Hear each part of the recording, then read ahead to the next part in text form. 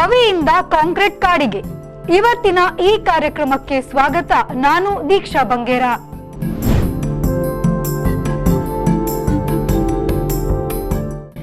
ಎಲೆಮನೆ, ಹುಲ್ಮನೆ, ಹಂಚ್ಮನೆಗಳಾದವು Maya.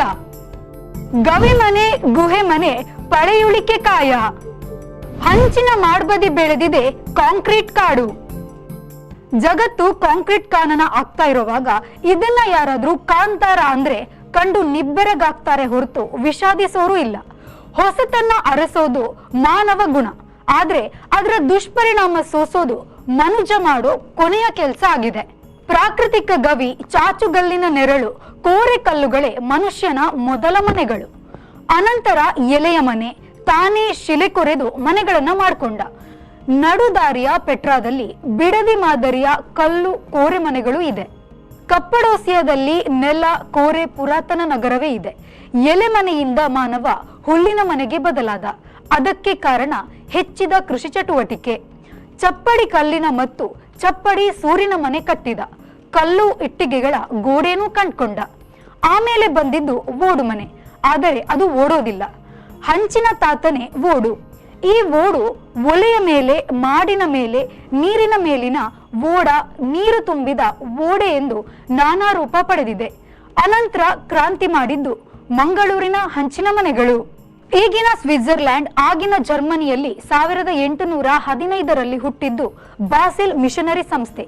The Basel ಎವಾಂಜಲಿಕಲ್ society ಎನ್ನುವುದೇ ಜನರ Basel mission. 1841ರಲ್ಲಿ ಮೊದಲ ಮುದ್ರಣಾಲಯ, ಮೊದಲ ಕನ್ನಡ ಪತ್ರಿಕೆ, ಸ್ಥಳೀಯ ಜನರಿಗೆ ಬಟ್ಟೆ, ಕೈರಂಪಣಿ ಬಲೆ ಇತ್ಯಾದಿ ಮೊದಲಿಗೆ ಉದ್ಯೋಗ ತರಬೇತಿ ನೀಡಿ ಕೆಲಸ ನೀಡಿದವರು ಬಾಸೆಲ್ ಮಿಷನರಿಗಳು. ಜೆಪ್ಪುನಲ್ಲಿ ಮೊದಲಿಗೆ ಕೈಯಲ್ಲಿ ಹಂಚು ತಯಾರಿಕೆ ತರಬೇತಿ ಮತ್ತು ತಯಾರಿಕೆಯನ್ನು ಆರಂಭಿಸಿದ್ರು.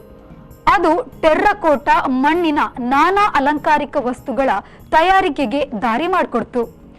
ಮೊದಲ ಮಂಗಳೂರು ಹಂಚು ಕಾರ್ಖಾನೆ ಬೊಕ್ಕಪಟ್ಟಣದಲ್ಲಿ ಆರಂಭಿಸಿದ್ದು ಜಾರ್ಜ್ ಪ್ಲೇಬ್ಸ್. ಅದು 1860ರಲ್ಲಿ ಕಾಮನ್ವೆಲ್ತ್ ಟ್ರಸ್ಟ್ ಲಿಮಿಟೆಡ್ ಎಂದು ಹೆಸರನ್ನು ಗಳಿಸಿತು. ಏಕೆಂದರೆ ಮಿಷನರಿ ತತ್ವಕ್ಕೆ ಒಲಿದವರ ಬದುಕು ಕಟ್ಟಿಕೊಡುವುದು ಕೂಡ ಬಾಸೆಲ್ ಮಿಷನರಿಗಳ ಗುರಿಯಾಗಿತ್ತು.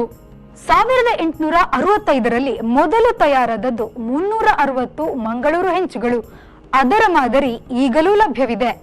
ನೇತ್ರಾವತಿಯಿಂದ 10 ಕಿಲೋಮೀಟರ್ ದೂರದಲ್ಲಿ ಎಂದು ದಾಖಲಾದ ಈ ಕಾರ್ಖಾನೆಯನ್ನು ಜೆಪ್ಪುವಿನದೇ ಎಂದು ತಪ್ಪಾಗಿ ಗ್ರಹಿಸುವವರು ಇದ್ದಾರೆ.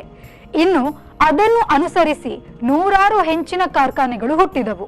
1880ರಲ್ಲಿ ಉಗಿಯಂತ್ರ ಬಂದುದರಿಂದ ಕೆಲವು ಕೆಲಸ ಯಾಂತ್ರೀಕೃತವಾಯಿತು.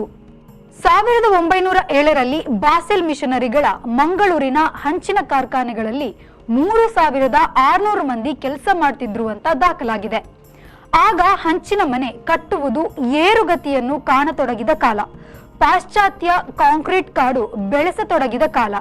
ಹಂಚು ಒಡೆಯುವುದರಿಂದ ಮತ್ತು ರೀಪು ಪಕ್ಕಾಸು ಹೆಚ್ಚು ಬೇಕಾಗುವುದರಿಂದ ಅರ್ಧ ಶತಮಾನದ ಹಿಂದೆ ಬಂದವು ಶೀಟ್ಗಳು. ಇವುಗಳು ಮುಖ್ಯವಾಗಿ ಒಡೆದ ಮಾಡಿನ ಜಾಗ ಹಿಡಿಯತೊಡಗಿದವು. ಕಲ್ಲಿನ ಕಟ್ಟಡ ಕಟ್ಟಲು ಕಲ್ಲಿನ ಬುಡದ ಗೋಡೆ ಅಗಲ ಮಾಡುತ್ತಲೇ ಹೋಗಬೇಕು. ಗಗನಚುಂಬಿ ಸಾಧ್ಯವೇ ಇಲ್ಲ. ಹಾಗಾಗಿ ಅವು 5-6 ಮಹಡಿಗಿಂತ ಮೇಲೆ ಹೋಗಲಿಲ್ಲ. 25 ಮಹಡಿಯ ಕಲ್ಲಿನ ಕಟ್ಟಡ ಕಟ್ಟುವುದಾದರೆ ಅದರ ಬುಡದ ಗೋಡೆಯು 25 ಅಡಿ ದಪ್ಪವೇ ಇರಬೇಕು.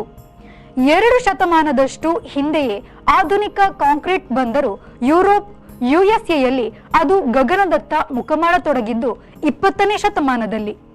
ಕಳೆದ ಅರ್ಧ ಶತಮಾನದಿಂದ ಭಾರತೀಯರು ಕಾಂಕ್ರೀಟ್ ಬೆಳೆಯುವುದನ್ನು ಕಲಿತುಕೊಂಡಿದ್ದಾರೆ. ಅದು ಈಗ ಹಳ್ಳಿಗಳಲ್ಲೂ ಹುಲುಸು ಬೆಳೆಯುವುದಾಗಿದೆ.